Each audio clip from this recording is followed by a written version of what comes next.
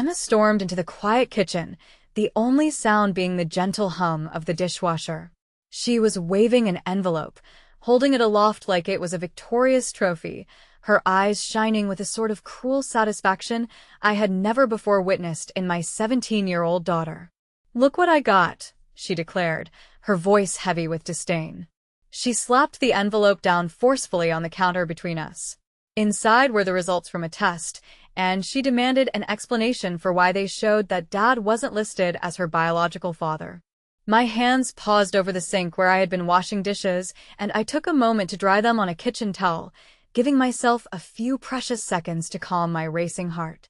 I had long anticipated that this day might come, but I wasn't expecting it under such circumstances, nor was I prepared for the triumphant look in Emma's eyes. "How long have you been lying to us?" Emma demanded, crossing her arms over her chest. "Does Dad even know? Or have you been making a fool of him all these years too?" I took a deep breath, steadying myself as I studied her face, one that resembled mine so much at her age, yet lacked the warmth and understanding that I desperately needed from her at that moment. "Sit down, Emma," I said gently. "This isn't a conversation we should have standing up." She let out a scoff but sank into one of the kitchen chairs, still brimming with righteous anger. "Fine. Then explain how you've been living a lie for the past 17 years, she challenged, her voice dripping with sarcasm. "My name is Sarah Mitchell, and my daughter had unwittingly opened a door to the past that I had spent nearly 2 decades trying to keep firmly closed. Not because I was ashamed, but because some truths are too burdensome for children to bear.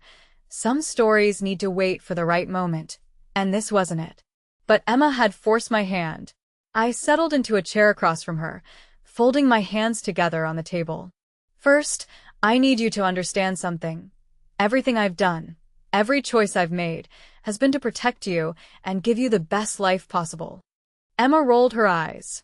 Save the mom speech. "I want the truth." "The truth," I said carefully, "is complicated.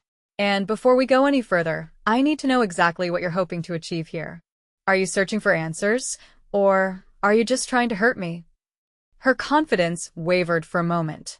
"I deserve to know who my real father is," she eventually replied, but her voice had lost some of its severity. I nodded slowly. "Yes, you do. But not like this, not as a weapon to try to tear this family apart." "Family," she laughed bitterly. "It's all built on lies now." "No," I said firmly.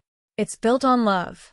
Your father, the man who raised you, who has loved you every single day of your life, he knows he's not biologically yours. He's always known." Emma's eyes widened, her carefully constructed narrative starting to fall apart. "What?" I explained carefully. "David and I met when I was pregnant with you. I was just 22, scared and alone. He didn't have to stay. He didn't have to love us. But he chose to every single day." "But," Emma's voice trembled. "Why didn't you tell me?" I reached across the table, relieved when she didn't pull away from my touch. "Because some stories need time. Because you needed to be old enough to understand that family isn't just about DNA. It's about choice. It's about love." "Then who is my biological father?" she asked in a quieter tone. I closed my eyes briefly, memories rushing over me. "His name was Michael, and that's a story for," Emma pleaded, demanding the truth, her previous confidence now replaced with vulnerability. She insisted, saying she needed to know the truth. I inhaled deeply, thinking about the conversation I'd hoped to have in the future, when Emma was older and more capable of understanding the intricacies of love, loss, and youthful decisions. As I began, I remembered meeting Michael during my college years. His charm and ambition captivated me, and I believed I was in love. We were together for almost a year when I discovered I was pregnant. Emma, fully attentive, asked what his reaction was. I paused, carefully framing my response, explaining that Michael clearly stated he was unprepared for such responsibility. He had dreams, like attending law school and building a career, which didn't involve having a child. He suggested I handle it, and upon my refusal, he vanished from my life. With a soft affirmation, Emma expressed disbelief. I nodded, reiterating that he vanished without a trace. Attempts to reach him were futile, as he had blocked my number and changed his contact details. His parents, her biological grandparents, advised me to keep away and even offered me money to remain silent. Emma's eyes widened with curiosity, asking if I accepted it. I responded firmly, rejecting their money because I was determined to provide her with a life full of love, devoid of secrets and shame. I left college, moved back home with my parents, and took up 2 jobs in preparation for her birth. Observing Emma processing this revelation, her previous bravado was gone. She hesitantly inquired about how I met David. Smiling softly at the memory, I recounted working at a coffee shop, 7 months pregnant and worn out. David, a regular patron who always tipped well, noticed my exhaustion when I almost fainted one day. He helped me sit, provided water, and stayed until my shift concluded.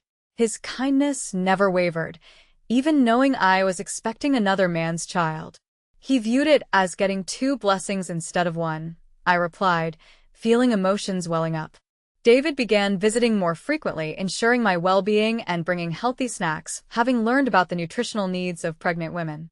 Emma's voice trembled as she acknowledged David's choice to be with us.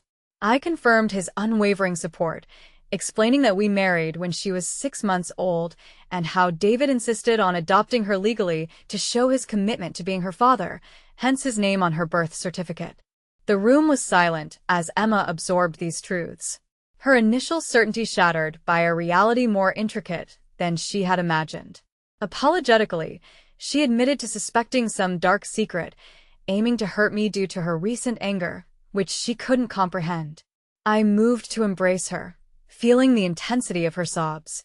Reassuring her, I reminded her that teenage anger is common, urging her to communicate openly rather than distort our history. She nodded, relaxing against me, and asked if David would be upset about the DNA test. Gently stroking her hair, I assured her that David was always aware. Eventually, this day was bound to arrive. We both knew it. We just hoped you'd come to us first, so we could share the story together when you were prepared to hear it. I want to hear it, Emma said, pulling back to wipe her eyes. All of it. And I want Dad here too. I smiled and reached for my phone. I'll call him. But Emma, she looked up at me. Remember this feeling. Recall how different the truth was from what you had imagined. Sometimes the narratives we create about others' choices aren't as straightforward as they seem. As I dialed David's number, I watched Emma sink back into her chair, the DNA results left forgotten on the counter. She appeared younger suddenly, more vulnerable, reminiscent of the little girl who used to crawl into our bed during thunderstorms. David picked up on the second ring. Hey, love. Everything all right? Emma took a DNA test, I said simply. It's time for the conversation we've been preparing for. There was a brief pause, then his warm, steady voice came through the line. I'll be home in 20 minutes. We'll do this together, like everything else. I ended the call and looked at Emma, her eyes red-rimmed as she watched me. He's on his way, I reassured her.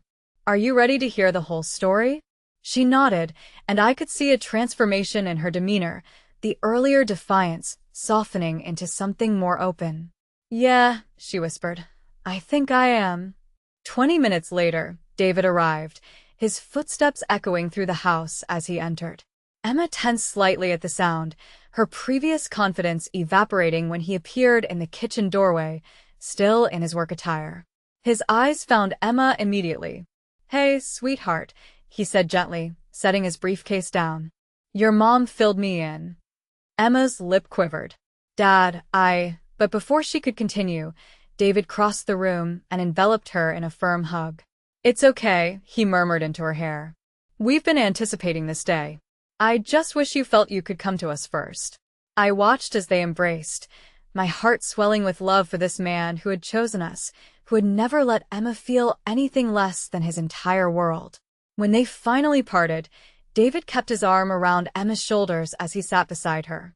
So, he said, glancing between us, where should we start? Mom told me about meeting you, Emma said quietly, about how you chose us. David smiled, his eyes meeting mine across the table. Best decision I ever made. But there's more to the story, isn't there, Sarah? I nodded, realizing we had to divulge everything now, no longer shielding her from the tougher truths. Yes, Emma needs to know what happened next, about Michael's attempts to re-enter your life. Emma's head snapped up. He tried to come back? When I took a deep breath, David's steady presence fortified me. When you were 5, Michael appeared at our doorstep. He had seen a picture of you at his parents' home. Unbeknownst to me at the time, they kept tabs on us through mutual friends. What did he want? Emma asked, her voice just above a whisper. He said he'd made a mistake.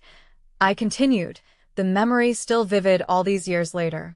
He had completed law school, launched a successful career, married, but something was missing. He couldn't stop thinking about the daughter he'd left behind. David's jaw tightened slightly, but his voice remained steady. I reached across the table to take Emma's hand, feeling her trembling slightly. Calm, I told her. About what you informed him, Sarah. I made it clear to him he had forfeited the right to be your father the moment he chose to leave. Parenting isn't something you can just pick up when it's convenient. David was there through it all, every skinned knee, each nightmare, and every triumph. He was your father in every way that truly mattered. Did Michael fight you on it? Emma inquired, her eyes searching mine. David replied, his voice level. Yes, he threatened to take us to court. He claimed he had resources now, could prove he was your biological father, and wanted partial custody. Emma's eyes widened in surprise. What did you do? We stood our ground, I replied simply. We had years of evidence of abandonment, proof he rejected all responsibility when I was expecting you. On top of that, David had legally adopted you. The law supported us. But more importantly, David added, gently squeezing Emma's shoulder, you were old enough to be affected by such a battle. We weren't going to put you through that trauma just because Michael suddenly decided he wanted to play dad. He eventually stepped back. I continued. He must have realized that pushing the issue would hurt everyone involved, particularly you. But he did make one request. What was it? Emma asked eagerly. He requested that when you were old enough to understand, we explain the truth to you, that he regretted his past choices, that he had matured and understood what he had lost, I stated, watching my daughter's face closely. We agreed, but on our terms, when we felt you were prepared to hear it. Emma was silent for a moment, absorbing everything. Do you know where he is now? David and I exchanged a look. Yes, I said cautiously. He's still around. In fact, he has his own law firm downtown, plus 2 other children with his wife. My half-siblings, Emma whispered, trying the words out. Biologically, yes, David responded softly. But Emma, it's important for you to realize that sharing DNA with someone doesn't automatically grant them a place in your life. That's a decision only you can make, if and when you're ready. Emma looked up at him, tears in her eyes. But you'll always be my real dad, right? No matter what. David embraced her, his own eyes glistening with emotion. Always, sweetheart. Nothing could ever change that. I watched them, thinking of all the moments that had brought us to this point. The day David first held Emma, eyes wide with wonder, her first steps towards him in complete trust, the father-daughter dances, the bedtime stories, all those little moments that forged their unbreakable bond. Emma wiped her eyes with a small sniffle. I feel so silly, Emma finally said. I thought I was going to uncover this huge scandal, but instead, you found out that family is more intricate and beautiful than simple biology. I completed her thought. That love is a choice we willingly make every day. David nodded. And that DNA test? It doesn't alter who we are, our history, or lessen our love for you. If anything, it just affirms what I've always known. Choosing to be your father was the greatest honor. Emma reached for the envelope still resting on the counter, picking it up with shaky fingers. Can we throw this away? I don't need it anymore. I smiled, feeling my own eyes begin to mist. Of course we can. We watched as she tore the envelope in half, then quarters, letting the pieces fall into the trash. As she did, I saw a shift in her expression, a kind of peace settling over her. With a calm expression settling over her face, Mom said softly, "Dad, I'm sorry for trying to hurt you and for not trusting enough to just ask." "We understand," I reassured her. "Growing up means questioning things and figuring out who you are. But next time, if you have questions about your past, please come to us first. We've never tried to hide anything from you. We only wanted to protect you until you were ready for the full truth." David nodded in agreement. "Now that everything's out in the open, we can discuss what you want to do next. If you have questions about Michael or your biological heritage, we'll help find those answers when you're ready." Emma shook her head. "I don't think I want to know right now, maybe someday. But at the moment, more than anything, I just want to be with my real family." Her expression softened as she looked between us. As we sat in the kitchen, the evening light poured through the windows, making us feel our family's strength in weathering the storm. Emma's DNA test, intended as a catalyst for division, had instead become a bridge to understanding. It was a reminder that the most important bonds are not those we are born with, but those we choose to nurture and protect. Later that night, after Emma had gone to bed, David and I sat on the back porch with his arm around my shoulders as we gazed at the stars. "Are you okay?" he asked softly. I nodded, leaning into his warmth. "Better than okay," I replied. "I think this needed to happen, though perhaps not in this exact way. Emma needed to know the truth. She's stronger than we often give her credit for." David mused, "Just like her mother." I turned to look at him, this man who had willingly stepped into our lives and chosen us as his family. "Thank you," I whispered, "for everything, for loving us both so completely." He smiled as he pulled me closer. "Thank you for letting me and for entrusting me with your heart and Emma's." Inside, we could faintly hear Emma moving around in her room, likely preparing for bed, a familiar and precious sound that reminded us of the ordinary moments composing our extraordinary love story. "Will she want to meet him someday, do you think?" I asked quietly. "Michael?" David was silent for a moment before replying. "Perhaps. And if she does, we'll support her. But I think today taught her something significant, that the truth isn't always what we anticipate, and sometimes the family we choose is stronger than the one we're born into." I nodded, feeling a profound peace envelop me. The secret I had kept for so long was no longer a secret, and strangely, this clarity made everything more understandable. Our family wasn't perfect, but it was real. It was built on decisions, love, and the daily choice to be present for one another. Emma's DNA test, intended to divide us, had only drawn us closer. It showed her and reminded us that a family isn't solely about blood. It's about the people who are there, who choose to love us through every storm, building a life together one moment at a time. As David and I sat there under the stars, I reflected on all the paths that led us here.